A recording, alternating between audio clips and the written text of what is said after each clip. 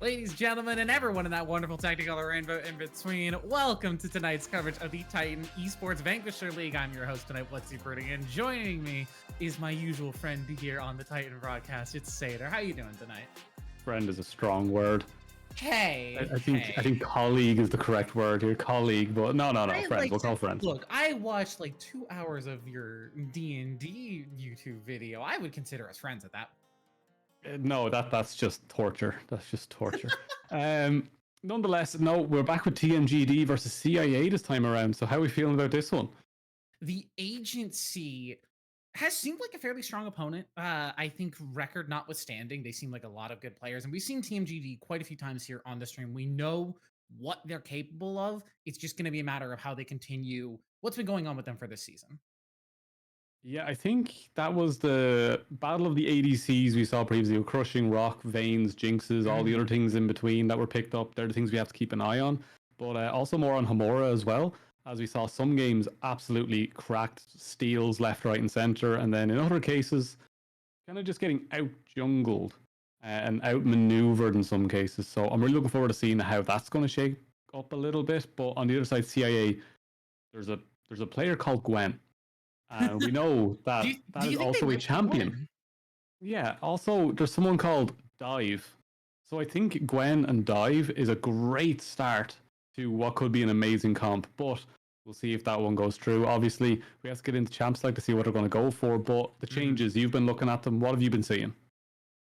We're still on patch 2025 season 1.3, so still those domination runes got buffed, some of the support items got nerfed, Bloodsong and Zazax.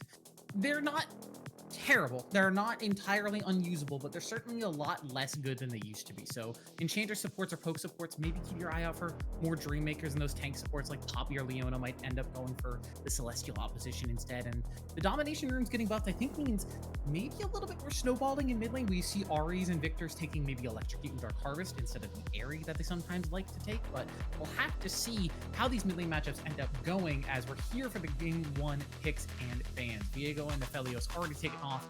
Corki also going to be taken away by CIA alongside that play, so mostly mid with a little bit of that bot lane and jungle focus for now. Yeah, I'm surprised to see Mel not disappear in that first one, because that is my go-to ban every single time I ever even load League of Legends. It could be any game mode. Mel is just not allowed on my Rift. Bring back area, man. Bring back area. Yeah, I'll find a way. I will find a way. But Mel is up ADC completely open. So TMGD have a veritable treasure trove of first picks here. They could go with Mel, they could go Jinx, Kalista, Skarner, also up and available, and that's going to be the one they go for, though it does allow CIA to have quite a few picks for themselves, and this is the advantage of red side when there are so many strong picks in the meta. You can grab just a Kalista Renata, you can grab a Mel plus Kalista, or you can go with a Diana, most likely for entropy, but potentially for dive as well.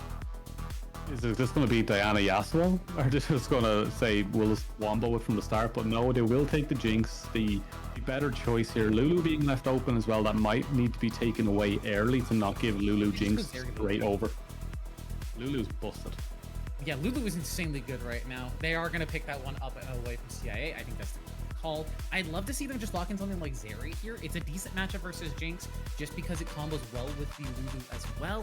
And Crushing Rock is an AD carry that we've seen perform very well, but they're going to go with the classic. It's going to be Kog'Maw Lulu instead. I think we've seen this already. I think I've seen this exact team play this exact one before, and it was absolutely disgusting to watch how much damage that Kog'Maw could do, but they will pair that with a Karma. I would have nearly preferred a Braum.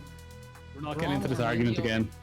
Braum or Melio, I think, would have been good. I think they're fine. Karma, I think, is also really good right now, as long as you build Dream Maker. We're not doing it. No, we're not talking about it. We're not talking about it. It's every week. So many. It's every week, and I'm gonna do it again. I've seen so many of these Enchanter Karmas go for Zazax Malignants.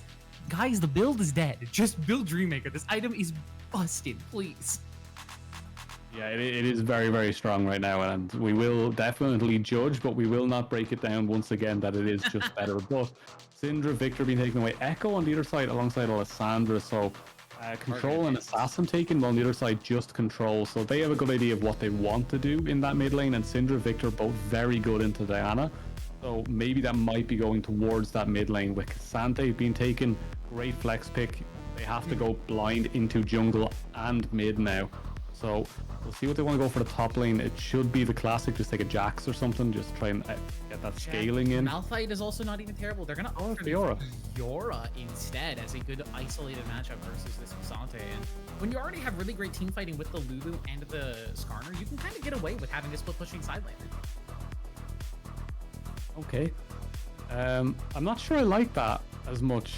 Hey, there's a champion missing from this entire draft. I don't know if you've noticed, but we're on the last pick of the last part of this first draft here, and Mel has not been seen and will continue to not be seen, as it's not a Diana Yasuo, but a Diana Galio instead. A very heavy magic damage team here for CIA. I like it though. I like the idea. Like, this is something I spoke about previously. Whenever I see Jinx, there has to be something that can blow a target up and line up a Jinx rocket. Your Jinx rocket, it's great when you snipe someone. It's wonderful. It looks great. You fire it across the map, super mega death rocket, great. Well, if you can launch that into a cluster, someone gets you a reset, you win. And that's how Jinx should be played. That's how I play Jinx. I'll fire it into a cluster just to get it excited and then run through them, because excited Jinx beats everything. No matter how hard you try to kill it, it won't die. So Diana, Galio, straight into a cluster, fire the rocket, try get one kill, off you go. But the Aurora is standing out to me as something that will make or break this game from Team TMGD. That is crazy. I think that's like ATM machine, because it's an ATM machine. Yeah. Isn't TMG these? I should know the names of these teams. Is it not? No, it's just That's your job. TMG. No, it's just TMG actually. No, it's True Minded Gaming. It is TMG, not Team True Minded Gaming. Yeah. See, I'm using my True Mind and I'm gaming currently. Or is it True Minded Gaming Esports? No, it's the only other way you can do it. It's just True Minded Gaming. I'm gonna make them change that just for sake. If they're gonna make it Team TMGD, then it's TMGD. Well, looking at the drafts and not judging and critiquing the names of the orgs here, I do agree with you about the Diana Galio. I like this AoE Wombo combo. And again, it's tanks standing in front of a Jinx. If the Diana can go either Bruiser or Assassin to try and either be another frontliner for Jinx or set her up for kills, and then you have Karma to enchant her from the back. This is a very standard front-to-back composition that's going to look really, really good if they can get 5v5s. But Team GD wants to pull them apart. They want their Aurora and their Fiora playing the side lanes, making team fights difficult. But with all the mobility that the CIA team has, I think that's actually going to be pretty tough. Yeah, I think the Fiora is going to stand out on the side lanes if no one can control it. Xante has a big job there to do, but the Aurora is just standing out to me more than anything else, because if the Aurora gets a good ult off and can get away from the Galio Diana with a bounce off a wall, there's a good chance they can get to that backline and maybe put some pressure on the Jinx. Well, it all comes down to that reset. If Jinx gets excited, this is a very, very tough one, because Lulu will not be able to polymorph that Jinx in a fight, and it will then fall apart for them very, very quickly. So we can do this every single time, and I say this every single time. It doesn't matter, because the early game will go the complete opposite way we want, and someone will get super fed. So let's just see how it goes. We'll have to see if we see a Jinx or a Kog'Maw get first blood. I can see this game ending very quickly, but I think we're going to be in for the long haul as we're hitting the rift for this game number 1. And already I'm being proven wrong, as both of these teams are looking to scrap on an invade. 30 seconds until And it's going to be ships in the night. Ships in the night. Passing by, they didn't even know the other ship was there, as Fiora is already in the bot side, so prepping to swap those lanes. Oh no. Oh no. I like this movement from TMGD as long as they don't get spotted. They're also sniffing out a potential lane swap, as Gwen is going to get spotted here, and Amura's just going to start landing autos. Somebody wants to flash over the wall, but Gwen will just be able to escape with that flash, and they'll just take the advantage of the summonerless Xante. Yeah, that one felt... I would have flashed a wall. No, I would have been gone. I would have absolutely sent that one, but it looks like they're not going to opt into the lane swap and actually going to bring that Fiora back up to the top side. Interesting. I'm a little surprised that they are not opting for the lane swap, but I guess they think that the Kog'Maw Lulu is stronger into 2v2 than the Jinx Karma is, which I think is risky to say the least. It is a heal barrier for both of these bottom laners, and I think importantly for Dive, opting for the Ignite here instead of the teleport, which is not at all what I was expecting. Or maybe they think Fiora with a flashless Xante has the advantage. That potentially. Because there could be kill pressure there alone, in the fact that Fiora's good at keeping on to targets, Xante's good at getting away from targets in the early game. But Fiora with a flash advantage, very high chance they can just take it. They'll be able to get that one. So looking forward to seeing how they go with that one. But right now, bot lane will be heavily pressured by the Jinx. This is the farming Jinx style you want. You want a big wave. You want to crash it early. You want to go back, get boots. Just keep resetting on every single item you can get. And just keep clearing with rockets. That's the entire plan. Yeah, they are going to have vision on Entropy here, spotted on that top side, moving down away from the red buff. So full information here for TMGD, and they can continue to play this slow game. I think it's worth mentioning, while we've got a moment to breathe here in the early game, TMGD is currently undefeated. They're the top of Group A, sitting at a game record of 6-2. So looking to continue this momentum, but CIA, unfortunately, as I alluded to earlier, despite their record, they're 1-2. I still think they are a fairly strong team and will be one that will compete if they can make it to the playoffs. But that's the big question: if they can make it that far. You know how much pain it is when I see a Jinx try to trade with a Kog'Maw? Oh, You it's just don't so do rough. that. You just don't do it. No matter what rockets or zap you hit, 3 autos and he's going to do more than you. So please just step back. Just keep hitting the crazy because waves. Kog'Maw's supposed to be weak early. That's like his whole thing. He's the late game hyperscaler, but he's early game trading, like his level 1 through level 5 is so ridiculously good. It's just that extra little bit of range. You always get that one extra auto in, and it just helps you so much. I know Jinx has extended range, but Kog'Maw just gets extra shots in, and it just hurts more. It's just that mixed damage effect. And yeah, bot lane's looking diveable, but it's not exactly going to be a strong dive if Skarner's just waiting in the wings. Yeah, both junglers on the bottom side of the map here. Entropy will be spotted, not actually spotted, that's the other side's ward. So getting into this tri-brush unseen, but diving the Kog'Maw with heal barrier this early into the game without a super strong early game AD carry feels like potentially a mistake waiting to happen, as Crushing Rock might actually walk up a little bit too far forward, has to flash. Polymorph good by onto Entropy, but losing the flash on the Kog'Maw, probably just exactly what the CIA side was hoping for. Yeah, and as we do go to a different lane for a little while before we return once again to the bot lane, we have a bit of a Hylissang moment where just stop the backs. But Night Ravens is picking up a great little CS lead up in that top side, as we do see Dive and Entropy going to stop Hamura here from finishing off that camp, hopefully, as this could be first blood right here, right now. Yeah, Skarner has ghosted, not flash. He's gonna E over the wall, but not fast enough. Entropy locks down first blood. Yeah, we do have little markers on for the feats of war. Please ignore them for now. That is the usual. Shirogan's fallen asleep at the wheel. We will say absolutely nothing else about the production for the rest of it, I'm sure. But right now, I'm good bit of damage coming through from Dive, but doesn't have the mana. FYS going to jump in, but Walker is here, and that another flash burned. That's a flash burned away. FYS not able to get anything done. Losing the flash there feels not great. Our graphics are going to be a little wonky here and there. Our observer is currently working on making sure their stream deck is functioning properly, but we'll keep you updated on any of the feats of war or any of the game score, anything like that, if we see on screen that it is wrong. Yeah, as always, I'm keeping an eye on every bit of production to make sure I can flame them as I go. But Walker is going to find that ward, clear that ward, and it looks like that's going to be the objective here, is they're going to go for that dragon, and then hopefully Hamura will recognize that, see that pink there, and go, yeah, okay, I'm just going to go for grubs. Give Fiora the advantage, which I think is a lot better for them in the long run, because if you give Jinx 6 grubs, you will lose a Nexus. Yeah, Jinx destroys towers, as we've got a very hefty trade down here on the bottom side. Crushing Rock doesn't have flash, but unnecessary, as Walker just eats about 3/4 of their health there on the back half of that. Trading against Cosmo Lulu, very difficult. Entropy sneaks in, but I don't know if they're going to be able to get anything done. They got spotted there. Things went down immediately. Mid-Sky actually caught them as they went into the alcove. Just the last bit of vision there. So that means Grubs start at the top side. Drake will be contested, as they have Prio on both mid and bot. So no contest actually on the Drake at all. I was kind of hoping maybe a ward or like a Kog'Maw just kind of shoot over the wall, fire some puke in there. It's called Spittle, isn't it? Yeah, Caustic Spittle, I think, is his E. It might be his Q. I think Caustic Spittle is the Q, but like, why is like the other one's just puke? It's literally just him vomiting. Like even the noise is awful. Blah, blah. Yeah, there's many a TikTok about that noise, and I'm not going to try and link any of them. But yeah, it is caustic spittle on Q. Okay, Yeah, my Q bad. is Caustic Spittle, W is Bioarcane Barrage, and R is Living Artillery. I always mix up the W and R, and I feel like I'm gonna be real. They should be reversed. Bioarcane Barrage makes so much more sense for bioarcane stuff raining from the sky, and Living Artillery is what Kog'Maw turned into when he.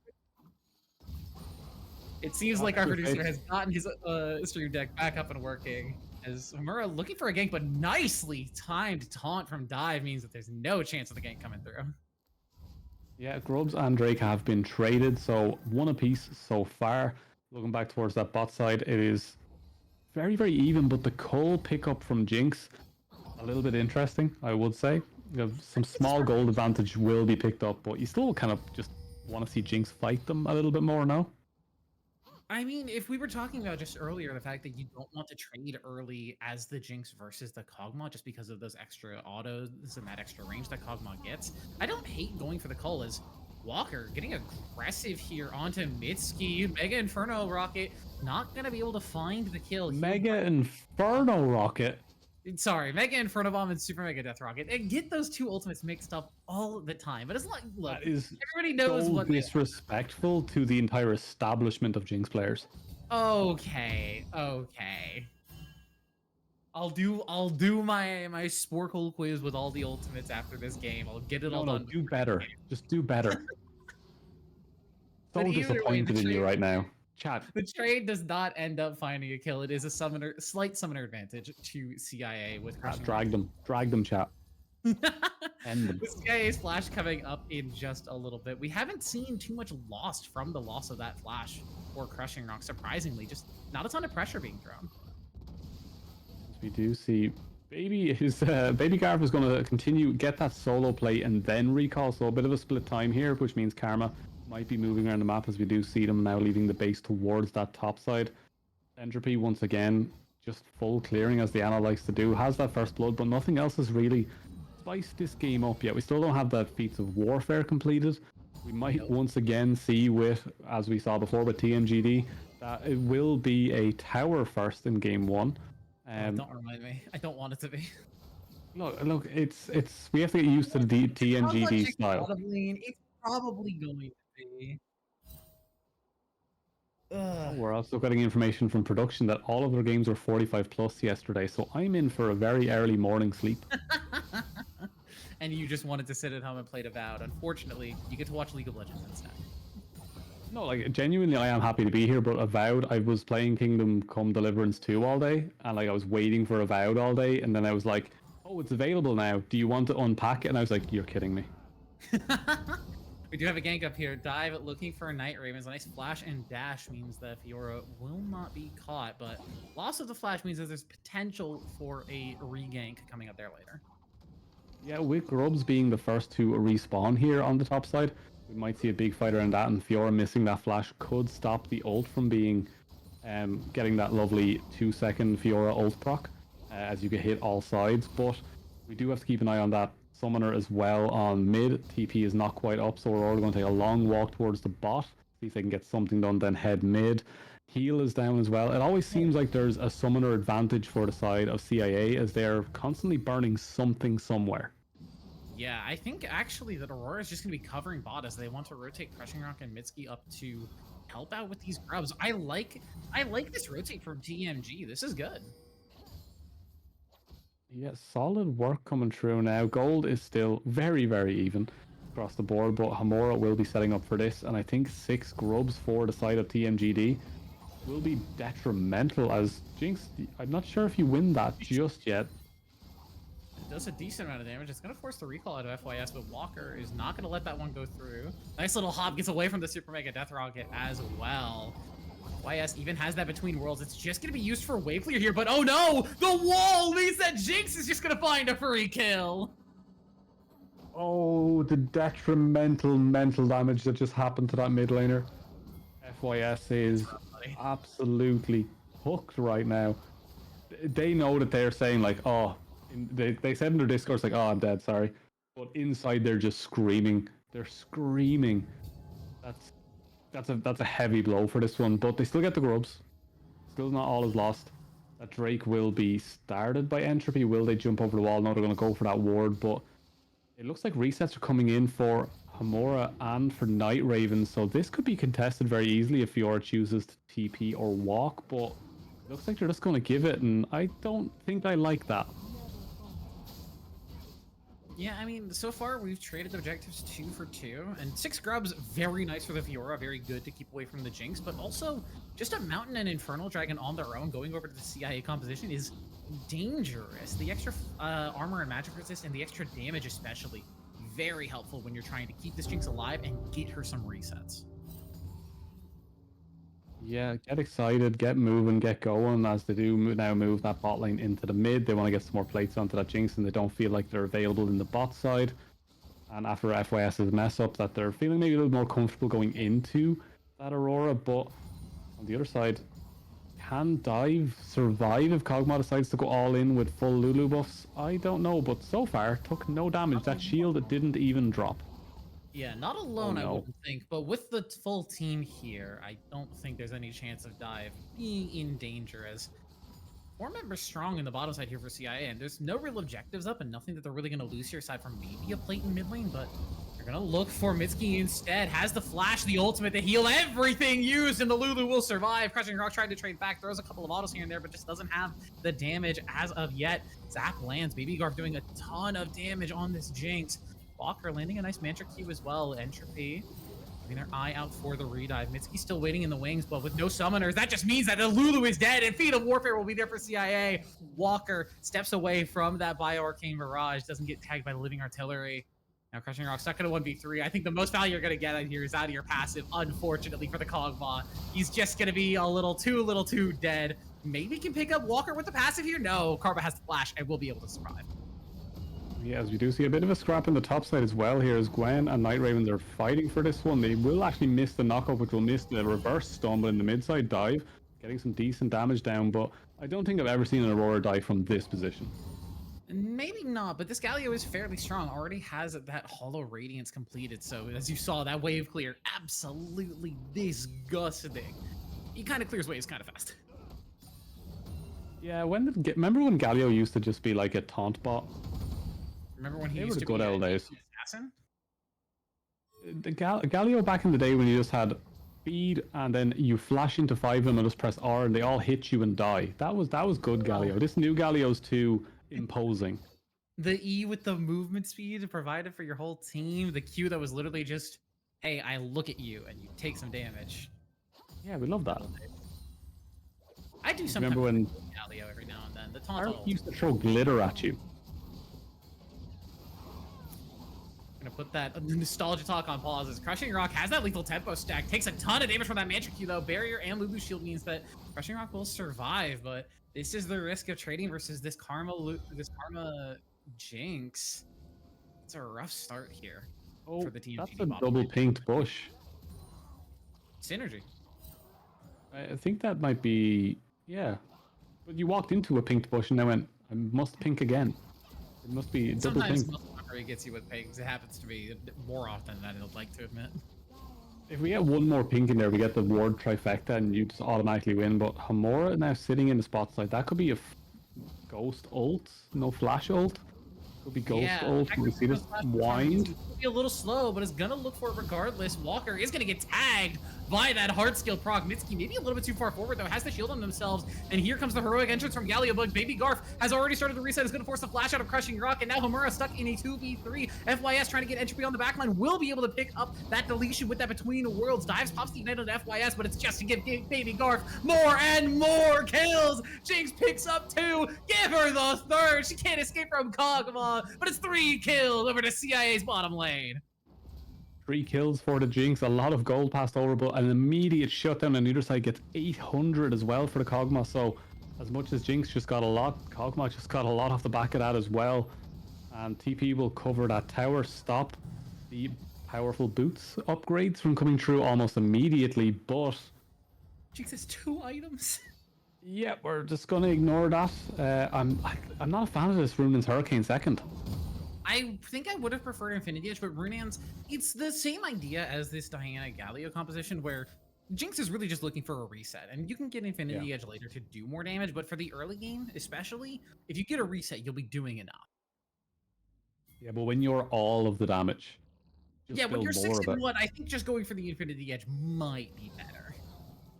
Let's go for a. I was really expecting Entropy to double E straight onto that Cogmod there, but maybe they spotted Homura somewhere along that one. A little bit scared of what the Skarner could do. Barrier's still available for Jinx as well, so a little bit of a defensive summoner might make them feel a little more confident going into this. But how confident are you? Wants to get in onto Baby Garf, still has that Impale. Baby Garf, not even maybe necessary to use it. Night Raven does a ton of damage on this Fiora and will take that Jinx down. TP used by Gwen as Homura's looking for another potential entry in. Maybe a little bit too far forward though. Is going to get hit by the root and the knockback. Little parry from Night Raven to try and deny it. Entropy's in with that Moonfall, but it's just going to get deleted. A massive Impale onto 3. Homura's going to wipe them out. Gwen will flash away and survive, but FYS is not going to let them go. A triple kill to Aurora. These are the problems when you play Jinx comps. The Jinx dies, you suddenly have nothing left, and that is a massive turnaround for them. That will lock them up onto their Feats of Warfare completion. If they can get this mid tower and the Strake, that is it done. Boots upgraded, ready to go. Rocket user try clear out the wave and get something done, but no. There's a tower. That's one of the feats completed, and this Drake should do it on the other side, and Hamura does have that flash. I don't see a contest. That's a massive swing. Yeah, we were just talking about minutes ago about CIA potentially getting that bottom side turret and looking to complete their own feats, but TMGD turned it around quick like, and now we're sitting on upgraded boots themselves. I do also want to say, while we have a second, Walker went Dreamwalker. I'm so happy. I'm so thrilled. Yeah, you kind of expect these to be the more intelligent players. They're not going to quite be a gold ELO full damage Karma players. I would be really happy to see a Imperial Mandate come out as well from the Karma. I think that would really help off the Jinx. I think the Chaos would also be good just because of the potential Impale, Aurora slow, Lulu polymorph. Like there's a couple of good options to get it away from her, but just buff your Jinx. This is all you have to do this game. Put shields on your Jinx and make her happy. Yeah, that is an option. I kind of just I am a firm believer in give me damage, you know. So I would rather the Imperial Mandate just for that extra little bit of push power into that fight. If you can get a Mantra Q straight into Rocket, Diana, Galio, yeah, just a lot of damage. Give me that. Give me a reset. But that's me. I have a horrible thing where I don't fear CC, and then I get hit by CC and go, oh, I'm dead. So yeah, I always go with Mikhail's second item as Dive potentially in trouble, but this is a very tanky Galio, so I'm not sure exactly if they want to go for this dive. Stun's going to land from that parry, and Night Ravens is just going to take the turret. Dive forced to flash over the wall, but the grand challenge has been issued. Ravens will dash over that wall and will shut down the Galio. Huge true damage coming out. Night Ravens is a problem. Yeah, they want to get this FYS bounty onto Baby Garf right now. Oh, buddy. Zap. Just keep zapping away. They're just going to take the turret, and then FYS is stuck here, and now Baby Garf should just be able to pick it up momentarily as long as they just don't let... Shutdown picked up by Entropy. It's not a bad target, but I think they would have much preferred it to be on the Jinx instead. Yeah, well, more damage on the Diana is more damage for the Jinx with a reset. No, look, I'll stop going on about it so much, but they will use that Rift Herald in the bot. They're going to try and put the foot down here onto the spot side, use Gwen and Entropy to try to get another tower, but they're losing a top side tier 2 anyway, and here comes the collapse. Or TPing into the bottom side as well. Homura's just looking for the engage on Entropy. Gwen is just going to take the Rift Herald, but doesn't drive it. It goes straight into the wall. Maybe they're looking to try and turn around the fight, but this is such a risky turn as Entropy is already close to dead, and Mitsuki will find that last little hit. Night Ravens gets the slow onto Gwen, who does have that all out, but it's so going to be difficult to find an angle at a spot like this, and Crushing Rock will just be gifted that one. A nice turnaround by TMGD covering their bottom lane. Yeah, I think Gwen was just like, maybe we can turn this fight. I know that Diana has the ult, but then as soon as they hit the wall, Diana was on 2 HP, and it was just like, okay, this is kind of not it anymore. But we do see Baby Garf going to rush down, try to get some damage on the Crushing Rock. Decent work, but 2 tower shots. Runins will clear that wave. FYS waiting in the wings. But it looks like TMGD are just taking Akatan in the meantime.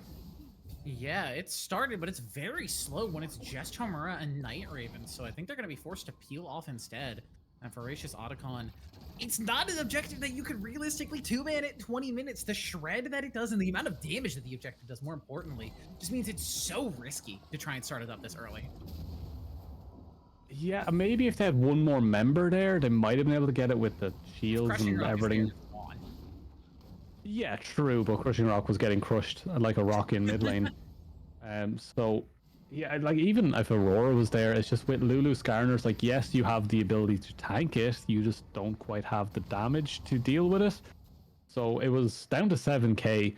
When you take away the smite, it's 6k. That's one other character, and that's 4 or 5 seconds worth of damage. So yeah, I think one more person, good shout, but it was a good attempt regardless. We'll give them B plus.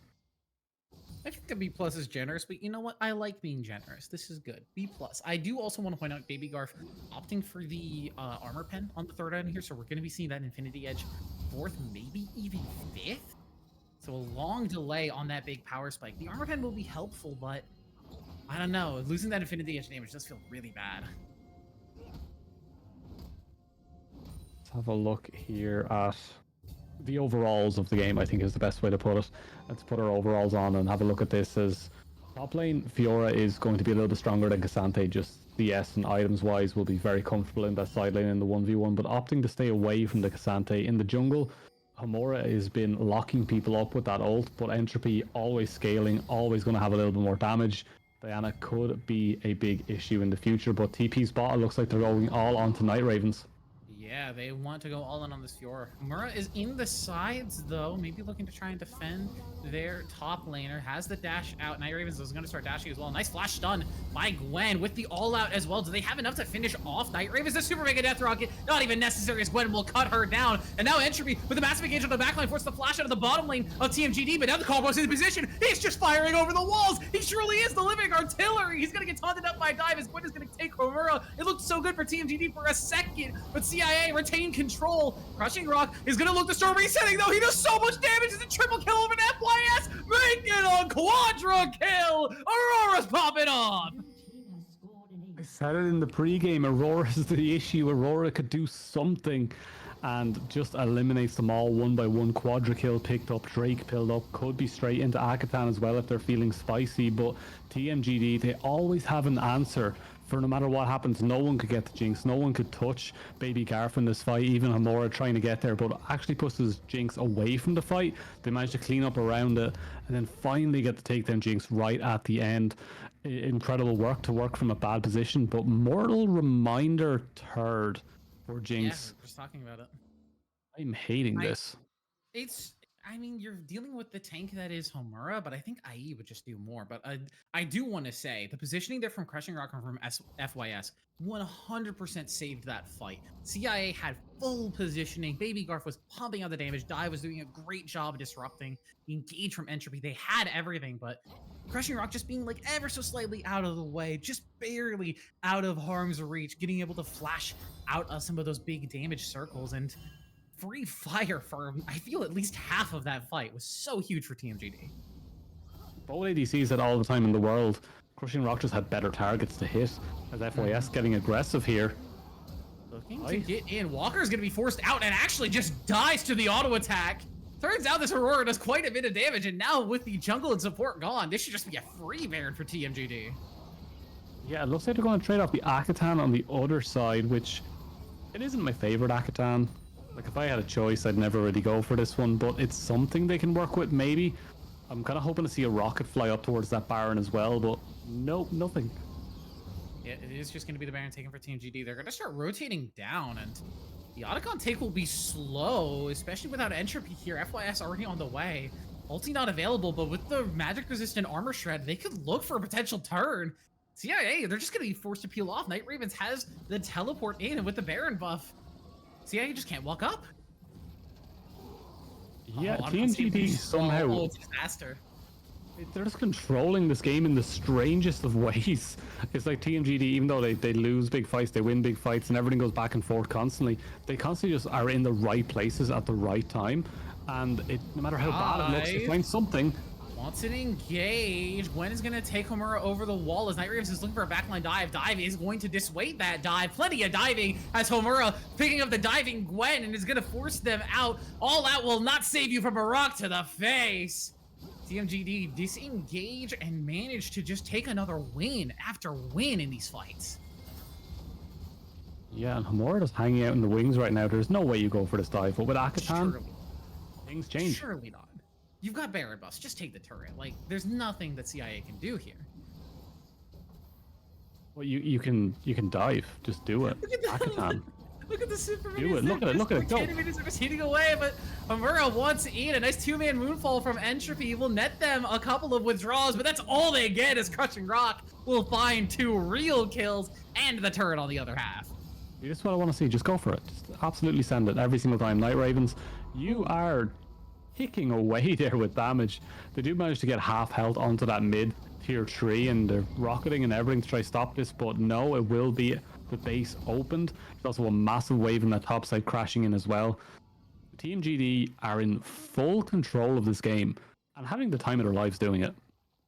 Yeah, I've not exactly, I would say, the cleanest of games from them, but they're able to just walk around and take whatever objectives they want. They had a lead in the early game and they've just been able to push it, even with the objective bounties available for CIA. Realistically, where can they grab them? Are they going to force 5-man down mid versus the Kog'Maw Aurora composition and then lose their side lane to the Fiora as well? They don't have anybody who can outsplit push the Fiora, that's for sure. For now. Well, Homura has decided to just straight up fight the Diana in their own jungle. 2 levels up, 420 stacks on the Skarner. Very comfortable. Entropy, I don't think this is your fight. I know you have people around you, but no matter where you want to be on the map, there's an Aurora hiding in the bush somewhere. That foxtail is deception. Foxtail, that's a bunny tail, thank you very much. As Homura does want in onto Entropy, has that impale, but not using it just yet. Moonfall finds one, it's just onto the Skarner. Gwen is going to force them out as well.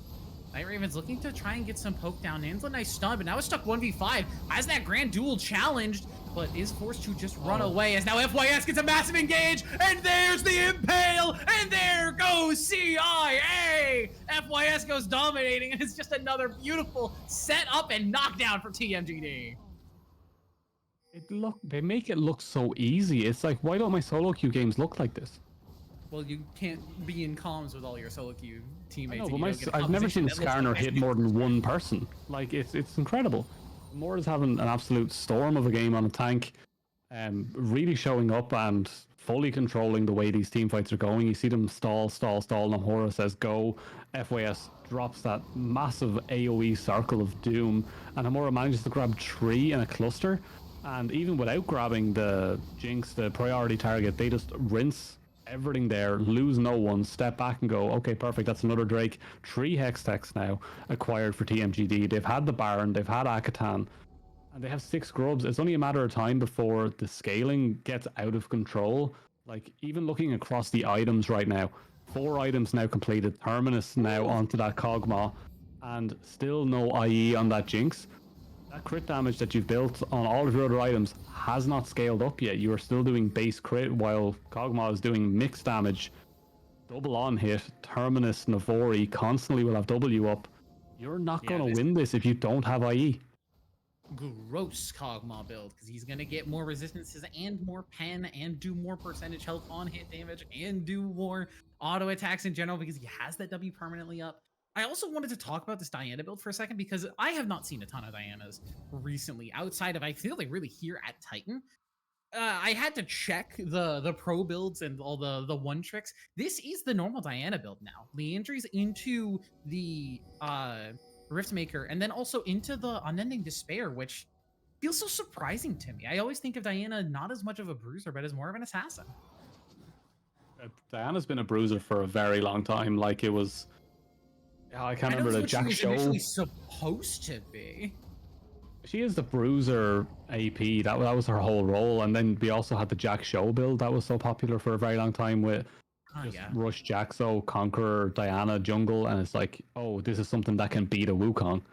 But it has moved over to that Liandry's for the extra just constant ticks of damage as you do AoE on your autos and your W and everything else in between.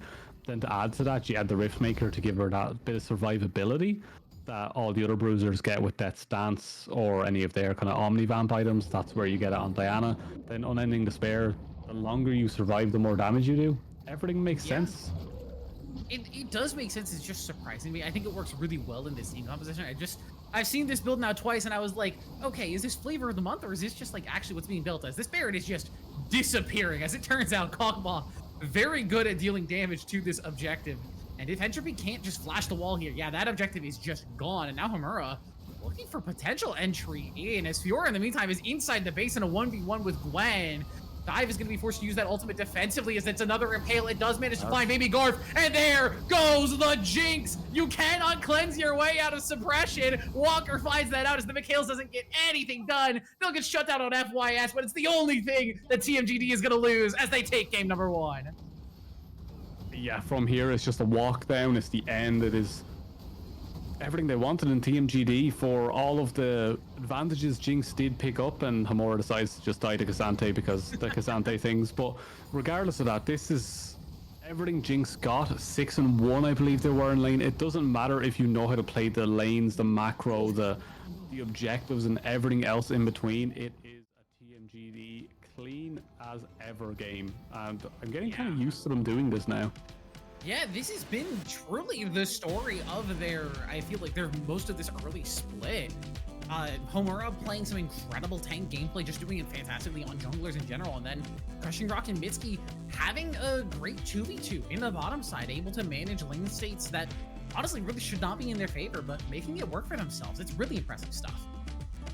Oh, it's absolutely incredible, and I am really, really fed up seeing Lulu at this stage. Real. Thankfully, we're in Fearless Draft, so now that she's gone, we don't have to see her again tonight. Yeah, but we're going to see Mel, right? Maybe. It could be banned. It could be. Or maybe it's just not picked at all. Yeah, we'll have to see. We'll have to see how the next draft goes, but I think I'm going to be a little bit more, I think, pessimistic towards TMGD, because the last time we saw them on red side, their macro kind of fell apart. For some reason, blue side seems to be the way they work. So I am going to be kind of cracking down on them a little bit more and seeing exactly how they build through this one. So I really want to see how TMGD can kind of prove me wrong in a way. That it's not just a blue side thing. For some reason, blue side works so well for them. They get the early pick, they have their priorities, and they can blind better. But when it comes to counter picks, it all goes towards that top side, like we saw in the previous series we watched, where they won through top side really hard and then lost the game. Does that counter pick really affect them that much that they then swap their whole game plan to work towards that counter pick? We will have to see as we're going to step away to get into that game number 2 draft. But before we step away, I do want to give a shout out that the fact that Titan has merchandise. If you want to wrap your Titan swag or you want to show off your support, either for the broadcast or for one of the teams that you're playing with, you can head on over to the link in the description here. It should be in the About section to check out the Titan merch. I got my own t-shirt. It's going to be my new uniform for the casting. And I got a cute little sticker. Look at that helmet, bro. He's taking notes. He's studying. They didn't give me a Seder mug, so I'm abstaining from this. And but no, hey, if you guys Titan. want to see potential Seder merch, send some suggestions Titan's way. Maybe we'll end up seeing that. But with that, we are going to send you to a break, and we're going to head on over to draft for game number 2. So when we come back, we'll be there. Hopefully you'll be there, and we'll see you then.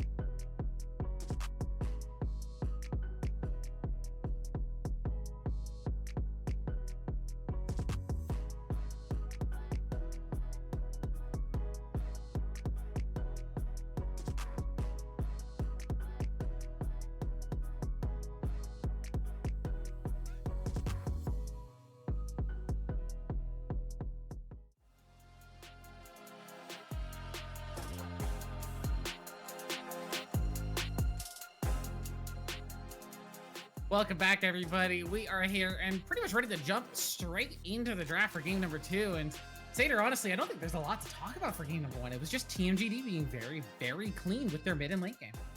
They got an EX Licky Licky, for anyone that's wondering. Well done. I'm really happy with myself. I was looking for that one. But other than that, yeah, no, that was TMGD just playing the map how it's meant to be played. That's the most important thing. And especially when it comes to Vanquisher League, you can be the most mechanically skilled player in the world, but you still need to be able to work within a cohesive unit. In CIA, they had their moments. Baby Garf definitely had a few. And according to chat as well, I think there is a lot of discourse going on about that build. And it's something that I was very vocal about, is that IE second, I think, would have changed the game. There were so many moments where just that little bit of extra damage would have got that Excite going. And I think that is going to be something that's obviously going to be spoken about by the coach and staff as well, going, that might have been a mistake. On the other side of things, though, I think a little bit more in terms of like getting that carry activated and giving Baby Garf a little bit more. That game could have flipped very, very quickly. There was a big fight in that mid lane that changed everything, and then that quadra kill blew it open. Yeah, FYS on the Aurora. Not too much coming out of the early game, I would say, but also laning versus the full tank Galio. I saw your eyes widen for a second there. I'm assuming you got something good, but I got lot a of good stuff. golden full art Weavile EX, Very which nice. is a 0.001%, and I'm gonna go sell this on Etsy. There's actually a We did market end up for these seeing- cards on eBay. It's crazy, but draft time. Let's stop Really? talking about me just making about $1,000. Yeah. No more Pokemon. We're just here for League of Legends. Sides are swapping. TMGD will be moving over to that red side, and you did mention coming into this game number 2 being potentially a little bit more scrutinous, I would say, about TMGD, about how their level of play looks on this red side, as it has been where they've dropped a couple of their games. Yeah, I think it is something that I noticed in them, that they didn't look as comfortable, and that's something that obviously they're going to have to work on. I want them to be as comfortable as humanly possible in every single one of their games. Obviously, their team are going to be watching a lot going through this, and they're one of the top teams at the moment. They look incredibly strong. They don't seem to lose games with overall large mistakes. It seems little minuscule things. But the red side, there was something about the way that they played for the counter pick instead of the macro, where we saw in their first series, me and you cast it, where they had game 1, they got all the grubs, all the drakes, full macro control, and got feats of war from tower and drakes alone. Incredible macro sense. Goes to game 2, they lose and they play for a counter pick. Their top laner does so well, but the rest of the team fell apart around it. That's something we have to keep an eye on. But Varus getting through this time, great starting pick. Mel, yes, but Varus sets you up, has engage, has damage, utility, has swapped builds, can also be played top, mid, and in the ADC role. But I hope they don't see Varus top. TMG Wombo is the way to go, and Jarvan, Oriana would be an option, but Rakan coming through for Mitski, which I'm a big Rakan fan. I play a lot of this champion. I like the cacaw as I run into the enemy team and just start dancing around. If you do it right, you win, but there's the counter. This is a fantastic counter. Not only is it the recombinant of Jarvan as well, popping with that steadfast presence, just shutting down their potential engage. Does an excellent job of keeping this TMGD composition on the ground, as it's also going to be a Pantheon lock-in. So we've got a two-way flex here between the Poppy and the Pantheon. One is support and the other's jungle, but it's just a matter of which is going to be which. It's Pantheon jungle, 100%. It is the flavor of the month, and it is something that absolutely demolished Fnatic, as Skewmon took it on G2. I did watch that. I felt bad for you. Such a great split. I'm glad you thought about me, because I was screaming. I'm losing hair over this, because 8-1 in regular split to just lose to G2 again. Like, it happens every single time. It's El Clasico. It's not the good El Clasico that it used to be, but we do see a misfortune coming through on the other side, and we do see with the Syndra being swapped and then the Varus being taken first pick, CIA obviously changing the draft to their effect and wanting to take that one, and Nivea then going to be taken, Victor gone as well, Mel still available, but I don't think Mel really suits the side of CIA, but it might suit TMGD. I think it can work either way. I think it's much better on the CIA, or it's much better against the CIA composition. You can deny that long-range Varus engage, or even stop Pantheon from landing the stun on you. You'll still take the stun itself, but you won't take any damage from it. But we're just having a Mel free. Did both of these teams just handshake and just say, hey, we're not playing Mel this week? Because, you know, we'd appreciate it personally. That champion is crazy. But it's going to be Lissandra versus Ahri, a much more classic matchup, I feel, into the mid lane, as that's a Garen lock-in blind for the CIA top laner. Yeah, I like it. It's part of the gods. If anyone is an EU fan and watches Adam, Yo, DS. it's part of the gods. Vayne counter! Vayne counter! Oh my god, Night Ravens is playing Vayne. Night Ravens is playing Vayne top. Oh my god. Does Gwen get to play the game? Is now the question. No. Gwen does not get to play the game. If Night Ravens plays Vayne correctly, this game is cooked.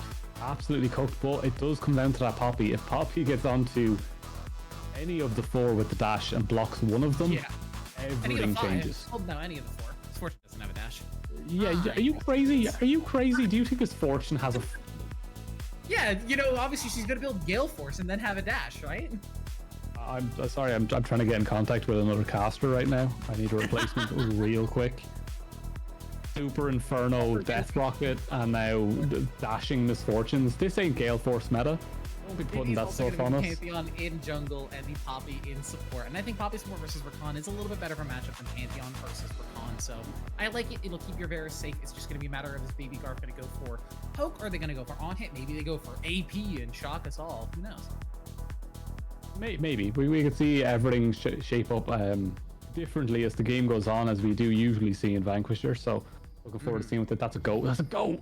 It's a go. I have seen I saw this TikTok recently about a very interesting Varus interaction with specifically both Storm Surge and Leandries. If you have both of them, the Storm Surge proc will proc Varus W passive. It'll proc your Blight stacks.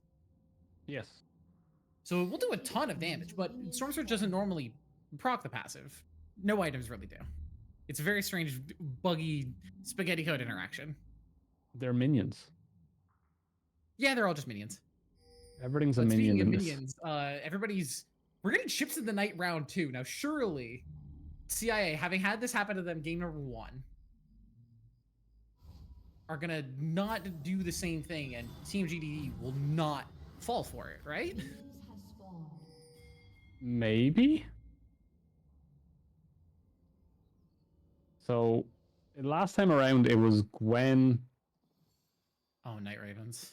Oh, buddy. losing the flash. Is it going to happen again? FYS. Dive got Oh. spotted. I don't know if Dive realized. No. If Dive realized he was Those spotted. Lissandra know. Those Lissandra know that they weren't in the bush, because Oh, that that's was so rough. the scariest Lissandra I have ever seen. That is mind control at a whole new level. Standing there menacingly as Homura is actually going to be forced pretty much out of their topside jungle as Entropy walks in and is going to start taking away the Raptor camp. Gets that done. Now level 2. Starts up the red buff, but with the lanes being, we'll call them Australian since it's, no, it's not Australian. Night Ravens is not. Sorry, I saw Vayne and I just assumed bottom lane. We're getting a lane swap here as Mitsuki misses the W. Homura misses the dash in. Ignite down onto Entropy, but he does get the red buff. He's going to start trying to walk away. Homura flashes forward. Entropy still has flash, but is just not going to use it. Is happy to just get that invade and get the camps, but it's still first blood over to Homura.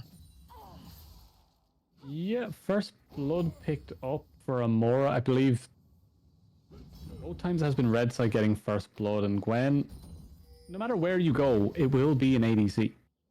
Wait, it's basically an Australian bottom lane because Night Ravens is just an AD carry playing with a Rakan. Wait a minute. This is a lane swap, but it's not I'd really say a lane New swap. Zealand. It's more New Zealand.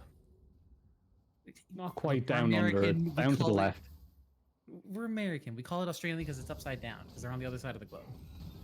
It's our Yeah, our but one you joke aren't the about center of the Australia. world. Yes, but it's also our one joke about Australia aside from the emus. Yeah, that was a great war. Remember those days? Great war. Yeah, it was a great week. Not a Twitter great was week for going the crazy. Australian farmers, but his Can you story imagine that aside- happened now and how lit Twitter would be? Oh god. Oh my god. They would never recover. But we are seeing a potential engage. Walker wants to get up onto this top side. Night Ravens takes a ton of damage as it is going to be the Comet Poke Varus here for Baby Garf, and Walker is opting for the Hail of Blades, which was recently buffed on this patch. Even with Bloodsong being nerfed, I think this is probably still good for Poppy. Yeah, it's a decent position for them to be in. They also still have that Flash Ignite available, so there's always a chance we'll just see the Poppy absolutely send it, but for the moment my eyes are firmly pressed onto that mid lane as FYS and Dive. Lissandra has so much control in these lanes, and FYS, you might be in trouble because junglers are mimicking right now the exact same path. Yeah, Homura is here. So is Entropy, but Entropy has walked up towards this top side as Walker is looking to get aggressive on the Mitsuki, but now is potentially in trouble as Crushing Rock is up here. Entropy, though, flashes in, gets the 3 autos up, but misses the Q. Manages to block an auto attack from Crushing Rock, but the tower shots are doing their work as now we've got a straight to mid lane. Dive! No! He presses teleport! He thought he had Ignite from last game! FYS will take the solo kill! It's been a messy kind of day. FYS will take a solo bolo. We're just like, let's just ignore whatever just happened. Let's just walk away. Oh, that's rough. Oh, that hurts. Because he was playing the Ignite Galio last game. He thought he still had it. Oh, God. Look, let's just... I don't know what to do anymore.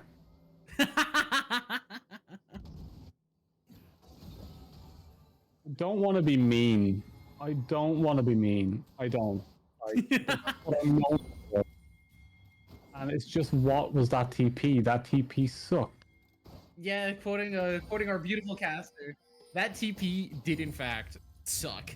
It is going to give TMG a slight gold lead here in the early game after their first 2 kills, as Dive and Entropy are up here on the top side, potentially looking to pressure onto Mizuki and Crushing Rock, but Entropy was spotted, so I think everyone is probably just walking away. Yeah, I think it's twice now in this series that people have wanted to forget about certain things that have happened. And I feel like both times it was CIA. No, sorry, it was FYS in the last game. Okay, so they're even. Okay, we don't have to be mean. It was even because FYS done the bounce back into the Jinx. And now Dive has done whatever Dive just done. I'm not going to try and explain that one because my brain can't comprehend it. But we will see objectives being started up here. Homura immediately onto that Drake, knowing that there is prio there available for them somewhere as there was vision given over. FYS going to head back into that mid lane, feeling comfortable so far, but let's not talk about it too much. And Britty, please give me a segment because I am gone. Well, we are starting to see some of those first big component items picked up. We've got the Lost Chapter on FYS. On the Ari, we've got the Tunneler, that's what they're called on Homura, as he's also going to pick up that first dragon for TMGD. I do also like that FYS has opted for the Electrico here. I mentioned at the top of the day that on this last patch it was recently buffed. It's got a little bit more base damage and it scales the same, but just that extra, like, I think 20 base damage at every tick. You know what? It feels really good. I have a question for production. Can you please clip the Lissandra standing in the bush at the start of the game into that TP and have like the mind-controlled music going over it? Oh my God. He's like, farming for TikTok aura. Yeah, like I'm putting that on my TikTok. Like that's going in my caster reel, 100%, because that is absolutely golden. I want one more moment from Dive on that as well, like a claw into a flash backwards, like just dive for the vine. You know what I mean? For the vine. For the divine.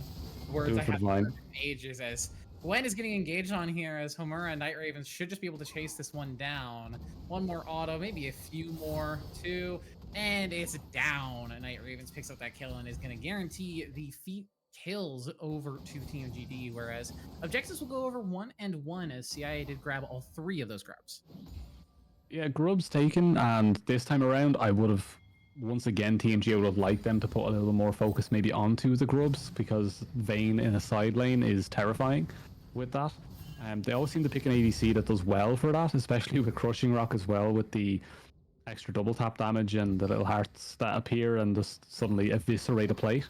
But on the other side, right now, everything seems comfortable for TMGD. I don't think they ever mind giving up an objective. I think they always have everything really well planned out for the future. So FYS going to have a little bit of a bustle here, but Homura's in the area, but so is Entropy. Tomb traded for the Spirit Rush here. Homura's in the area, doesn't have a little 6 yet though, so an engage a little difficult. Nice sidestep from Dive, gets away from that charm. Entropy could potentially look for a re-engage, but they're not going to risk it. Everybody's just going to walk away. Ulti's blown, no harm, no foul. Yeah, it's a slow game once again. We just get to talk raw. Which I also It's realize is unfortunate because the one thing I want to talk about is what happened with Dive. But I don't want to do it to him. I feel bad. Oh, don't worry. I'll be watching it in bed tonight, just laughing. It is, but like, if you can't laugh at your mistakes, you'll never get the accomplishments. You know what I mean? Yeah, I mean, solid advice. We'll see if Dive can end up recovering from that one, as FYS does seem to have a solid lead here in the mid lane. A little bit behind in CS, but the item advantage just meaning that the Ahri really can trade however she wants, that extra mana being so vital. As Homura looking for Baby Garf here. Flash onto the Varus is going to get away from that grand entrance from the Rakan. Gets bonked by Walker as well. Then Mitsuki should just go down. One more auto guarantees it. The piercing arrow means Baby Garf finds their first. First kill of the side as well for CIA, and once again it's coming down to Baby Garf being the carry here for the side of CIA. As I've just realized their logo is a panda. Yeah, it's a panda with a little hat. He's a detective. It's called a bowler hat, isn't it?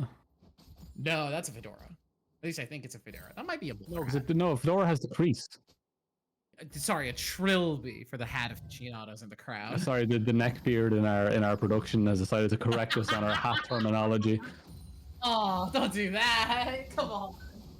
Absolutely wrecked the production. Yeah, production's leaving now. I'm sorry. Stream will end after the bullying. Yeah, but so sorry, production, for getting my hat terminology incorrect. As we go back to spinning to win in the bot side, as we do see Night Ravens leaving from this one, getting that reset in before this Drake will be spawning in a minute.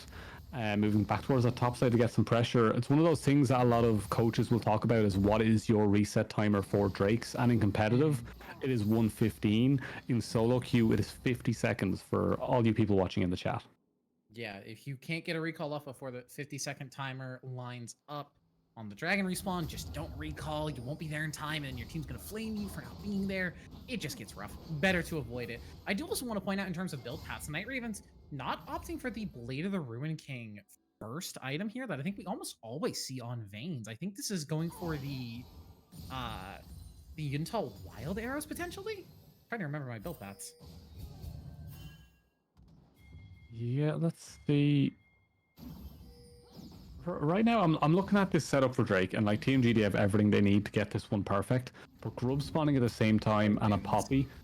Well, never mind, Dive is here. Cleanse from Night Ravens, gets away from the wall stun. FYS is here as well, but the piercing arrow just does so much damage. And now with the Glacial Tomb, FYS in a little bit of trouble, is going to be forced to use that Spirit Rush defensively. Looking for a potential turnaround in 1v3. Flashes in and finds Dive. Walker can't find the stun. Another Spirit Rush reset meets FYS. Gets to dash the heck out of dodge. Hello. But Entropy's on the other side of the wall, just waiting to pick up the shutdown. It looked so good for a second, but Entropy stuffs him down. Literally Sparta kicked in the face. Straight into the hole, absolutely done. But double Drake's now available for TMGD. The Grubs also on the other side though will allow them to unlock that tower maybe a little bit faster if they give it time. As we do look, Gwen is on that bot side and got it down to 2 remaining plates, and if Night Ravens can't keep Garen away from that, we could be in a bit of a mess when it comes to getting that first tower. So TMGD, they either have to buy time for the next objective, or they need to force a tower fast to unlock those boots. I was about to say that's not Gwen, that's Garen, and then I remembered that the player's name, summoner name, is Gwen. That's gonna get so confusing with the double G names. I'm gonna get thrown by that. It is also, it looks like it's gonna be the either Essence Reaver or Bloodthirster first for Crushing Rock, and it's gonna be the Kraken Slayer first for Night Ravens. I remember my build paths now. Yeah, let's put our thinking caps on and think about how CIA can win this one. How do they unlock the full extent of their comp? Because they have the Varus, they have the Lysandra, they can lock someone down. But who's the target? Is it getting onto the Misfortune? Is it stopping the turbo aggressive FYS? Is it the Vayne? Is Jarvan going to lock up enough of them that Misfortune unlocks that team fight?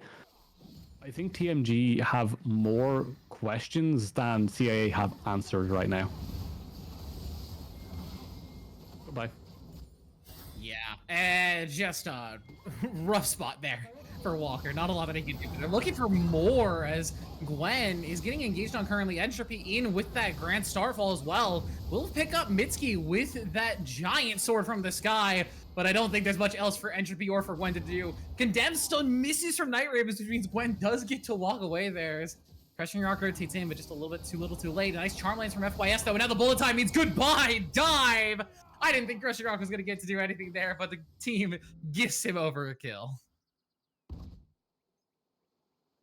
Yeah, this is another gank coming through. Baby Garf, no ult available, does have the flash. Hamura is there. Walker's walking along the side, should be able to block this one, but no, doesn't put it up in time, and Baby Garf will fall. Yeah. Ends up getting knocked down, and now Walker forced to walk away. Will manage to survive. The Poppy is fairly tanky, but this is just good TMGD rotations. This is what we saw from them in game number 1, and thankfully, I feel what we're seeing from them again in game number 2, it feels like they've really cleaned up a lot of their red side issues.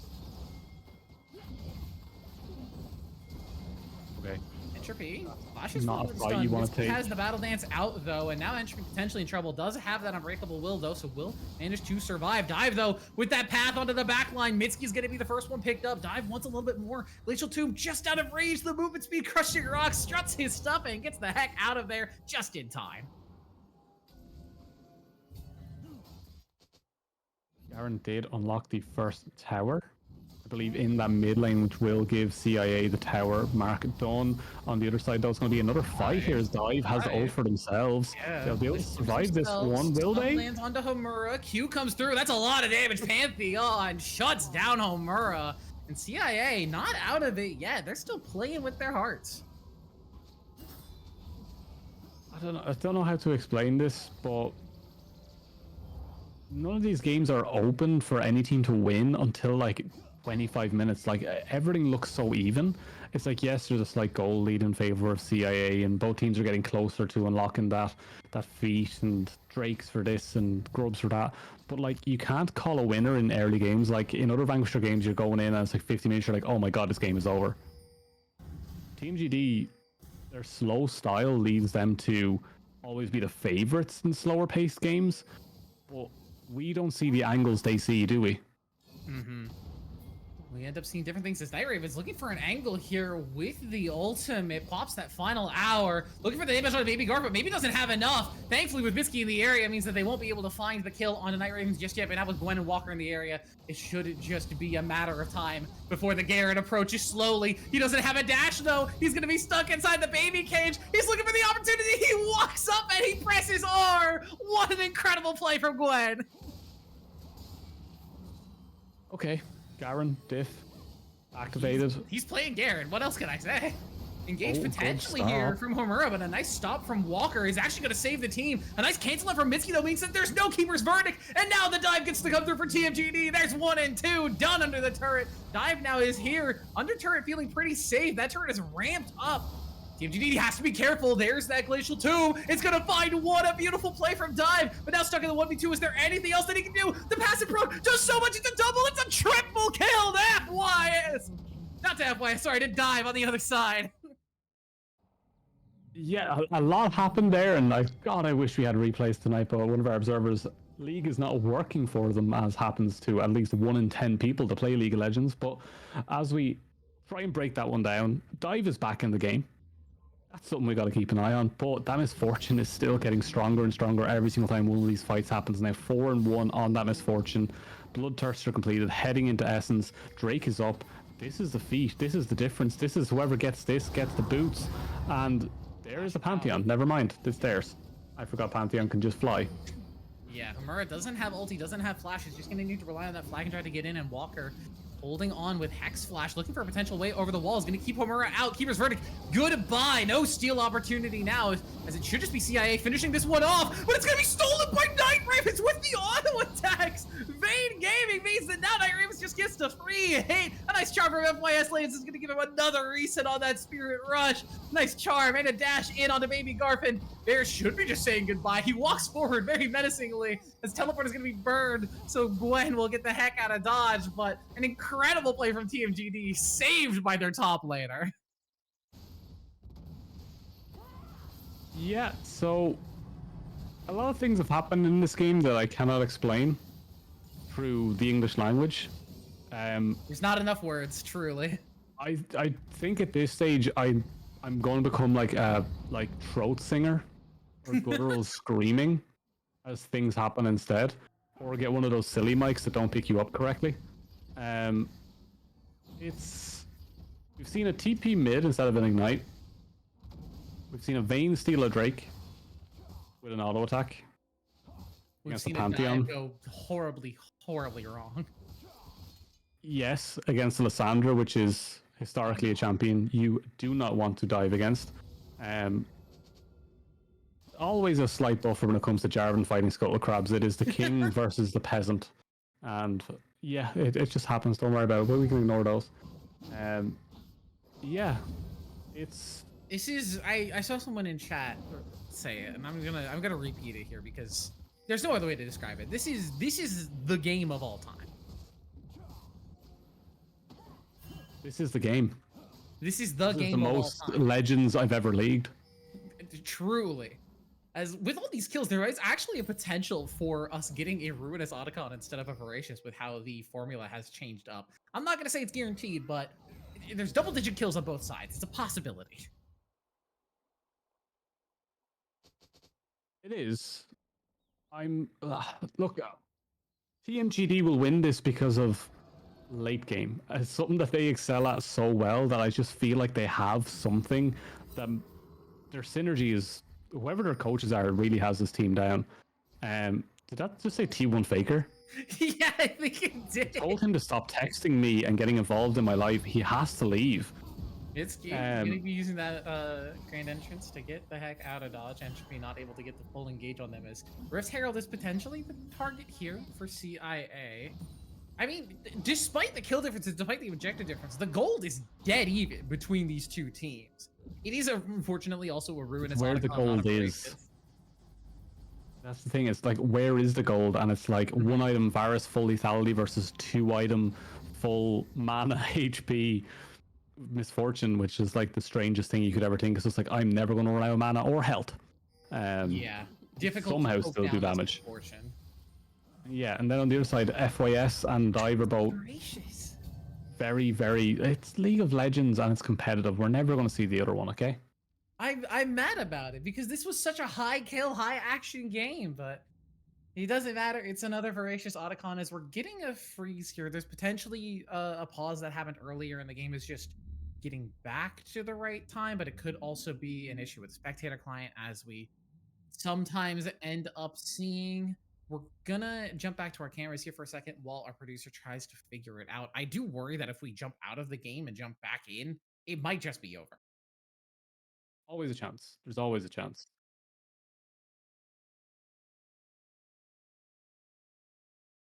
Yeah, Spectator has bug. broken. It's the Riot Games clan, all right. That spectator does tend to bug every once in a while, so unfortunately, we're gonna try and jump back into the game if we possibly can. But if we can't, there's a good chance that it's just a TMGD 2-0. Even with the gold being that close, I think with the objective lead and just with the coordination that we've seen from TMGD throughout the series, I'd give them the better odds in this game. I'm seeing what chat are saying, and new top laner and jungler is what I've just seen. So it looks like some people are losing jobs. But Yeah, we should will be able getting to back jump in thankfully really quickly. our producer making sure that they're prepared has one of the players added, so should just be able to hop back in. Again, we'll probably lose a few minutes just because of the spectator delay and how it ends up working out, but we won't lose too much. Just a minute, that's actually perfect. So we should be jumping back in the game momentarily here. Thank you, Sherigan, our observer and producer, keeping the stream running as smoothly as possible for as much as Sador, you know, pushes you around here. Or are you getting my name wrong? I'm going to go so much harder on Shrogan next time. Like, Oh, because of no, your no! mistake, he's going to get bullied. I corrected it. No. You can't say my name wrong and then say it right and me not catch it. Like, if I ever hear Satyr, I know something's wrong. I caught myself and I corrected it.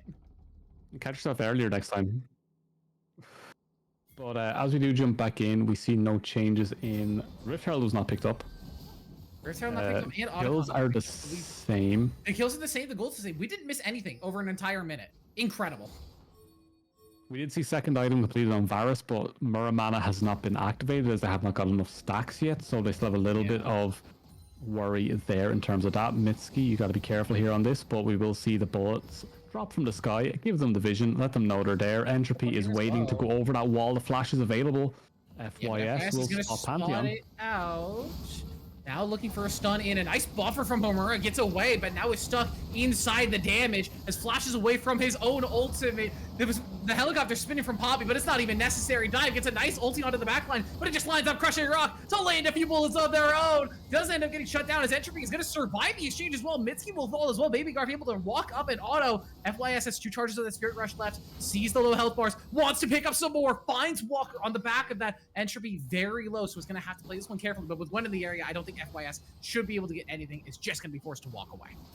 But there is a Night Ravens, there is a Vayne, there is always the opportunity for Vayne to just walk over and take it once again. But this time, Tower is on the menu.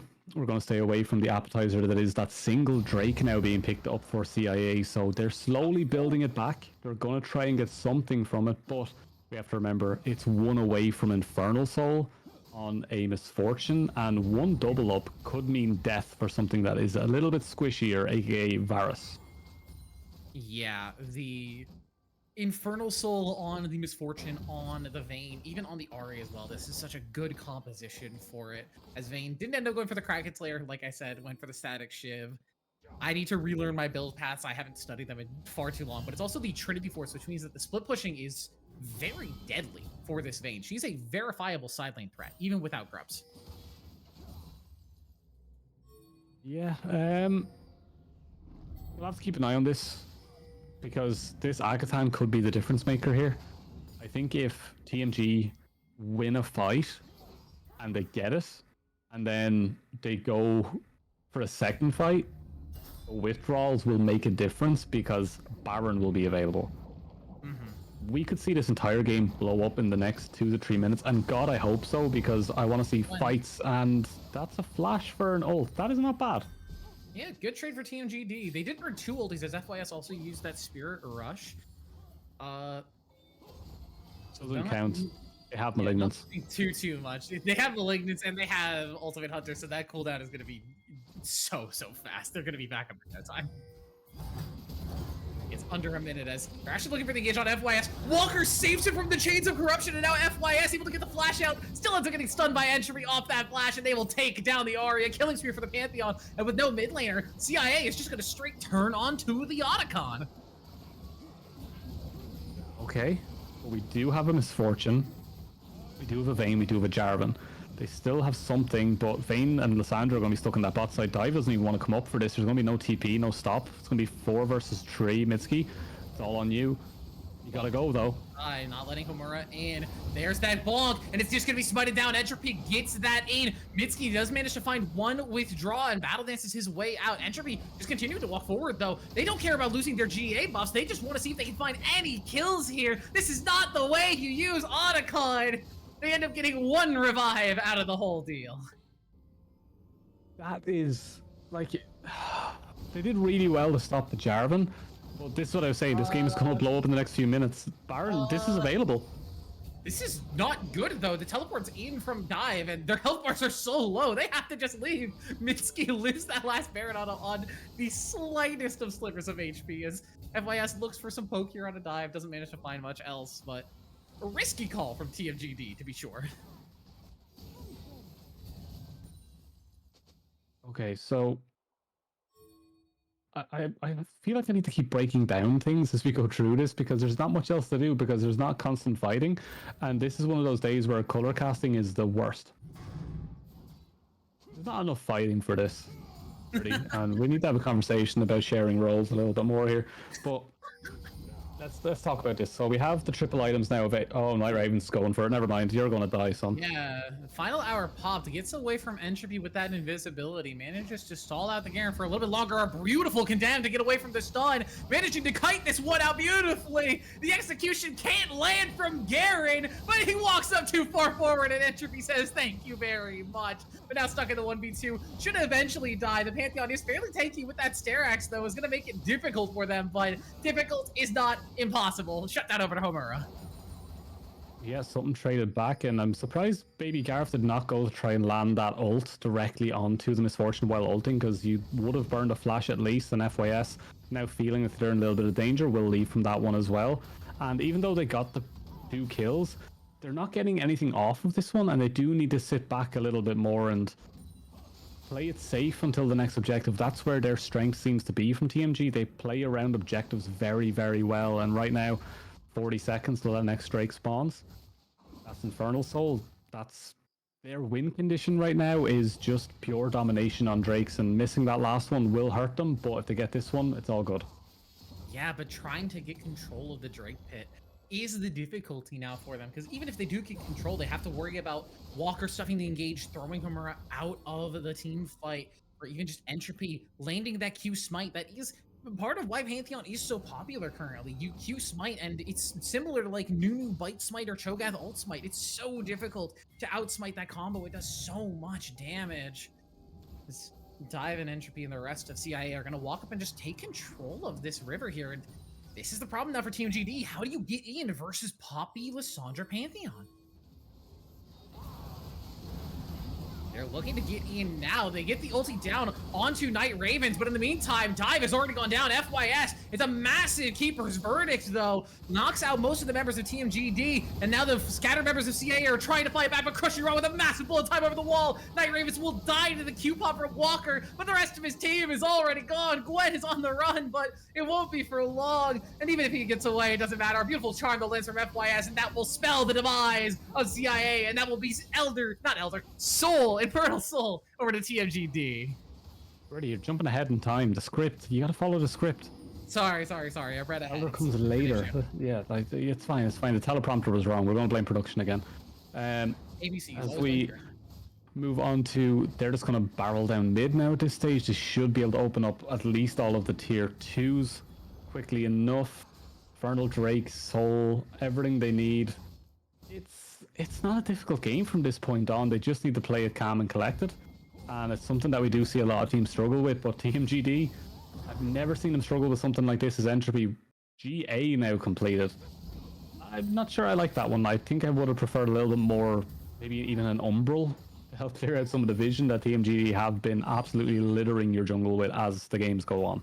Yeah, Umbral Glaive wouldn't have been bad. I wouldn't have minded a Black Cleaver either, or even just like a Dead Man's Plate so you can walk up and get the stun down onto Night Ravens or Crushing Rock. But the issue is both of them have Cleanse. It's something that we didn't manage to talk about earlier, but Night Ravens not going for TP or for Ghost on this top side, opted for the Cleanse instead, and versus Pantheon, Lissandra, Varus, Poppy, I can't say that it's the wrong call. As we get another freeze, we'll be back in, unfortunately, as soon as we can to the spectator client. Thankfully, again, our producer has someone on the team added. We'll get back in the game as quick as we can. We won't miss too much.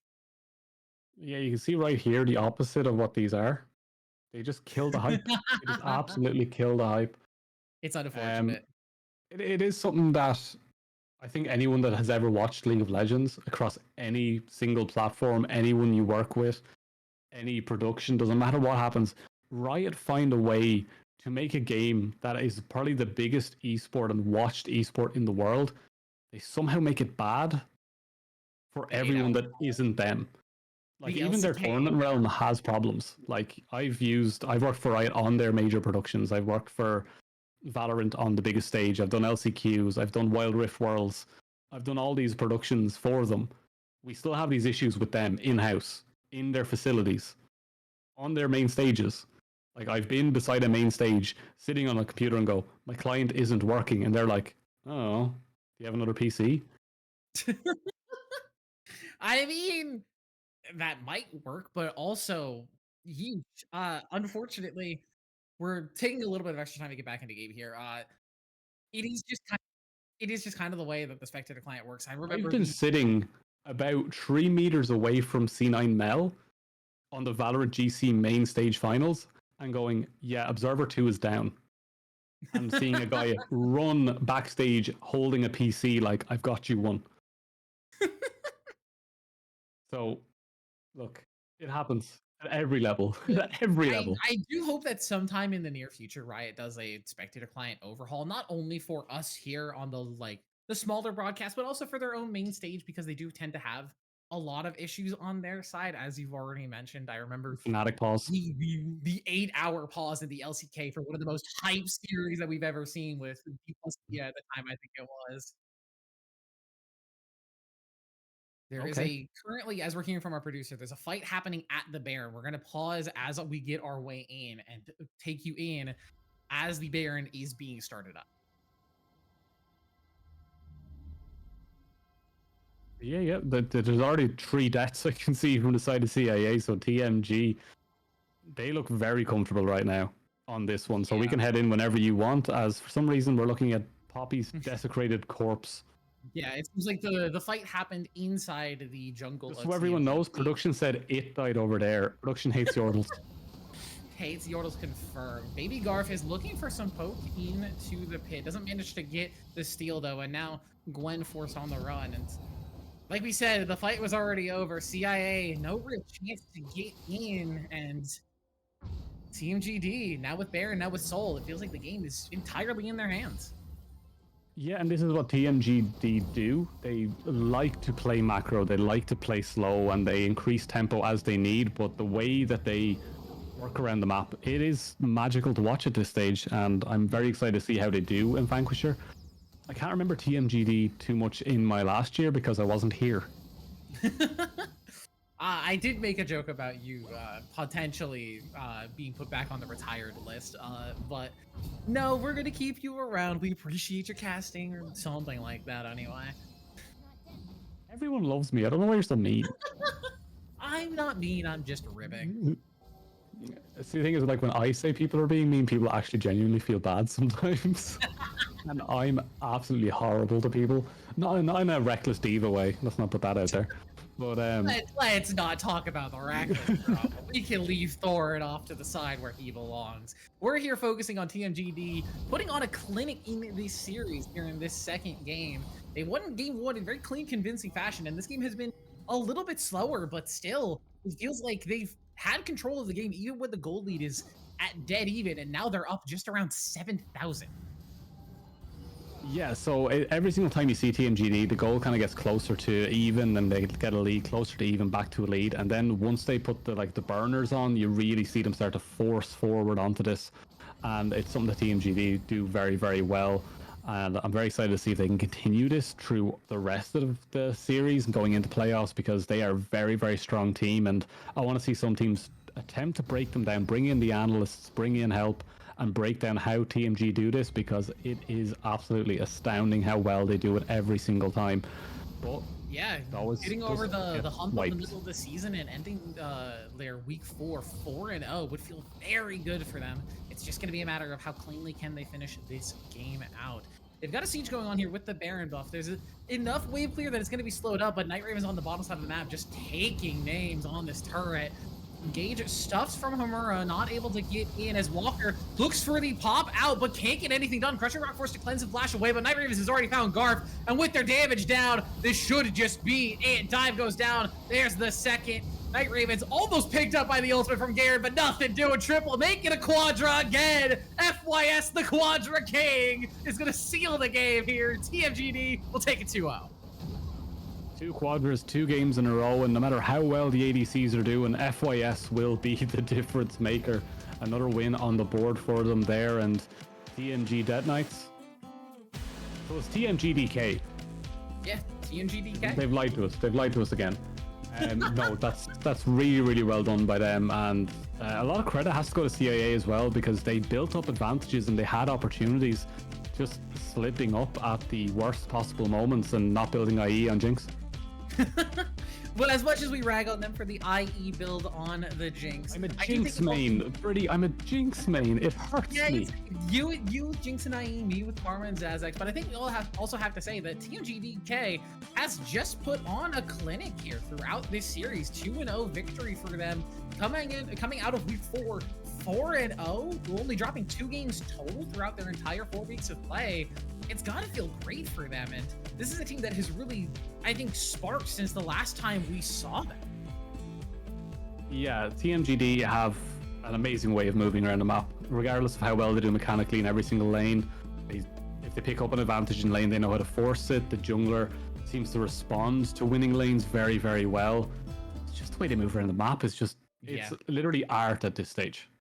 As much as FYS and Crushing Rock are pumping out the damage and making the fights happen, I feel like my MVP every time I see this TMG composition is Homura. On these tanks and on these engagers, just make lives so difficult on the other side of the map. I mean, even with the Poppy, the Varus, Lysandra so difficult to get in, Homura still made it work for his team, still got a couple of clutch ultimates off, and was able to just make the fights happen for the team, was able to set up Crushing Rock and FYS for success. Yeah, the Skarner Impale Tree Man in the Aurora ult still sticks in my mind. And setting up Crushing Rock for some great ults, even though sometimes Crushing Rock's angles were slightly off or they stepped out just in time, it still did enough every single time. But we have to talk about FYS, double quadra kills. Yeah, an impressive mid lane display if there ever was one. FYS, I feel like really has been, as much as I hype up Homura, my player to watch throughout most of this regular season has been a consistently high performing mid laner who has just looked good any champion that you give him, from the Aries to the Auroras to those control mages like Orianna Syndra. I mean, we see why the teams end up target banning a lot of the picks away, like the Hui, like again, that Syndra that we were talking about earlier. Even But Nivea. no matter what you give him, he's gonna end up making it work. Yeah, really, really excited to see how FYS continues through this, as I think from what the hints are going through right now is that there is going to be a change in the mid lane coming pretty soon, that control mages will be kind of pushed out just a little bit because they've been so dominant for so long. There's been hints of the types of a juggernaut type shift into the mid lane. So it will be a big shift in the future for that, but we will keep an eye on that for the future. We will be giving you patch notes as we go through them as well, because we like to do that during our lead ups. But I think that's all from us here. Yeah, I think that's it from us. Again, an impressive 2-0 here from TMG DK, keeping up their momentum 4-0 throughout the weeks. But like we said, that's going to be it from us. I've been What's Your Birdie. That's been Sader, pronouncing that correctly. Sherigan, our producer, making sure everything runs as smoothly as possible. Be over here at Titan. Appreciate you all so much for joining us. And we will see you all next week here for more Vanquisher action. Have a good night.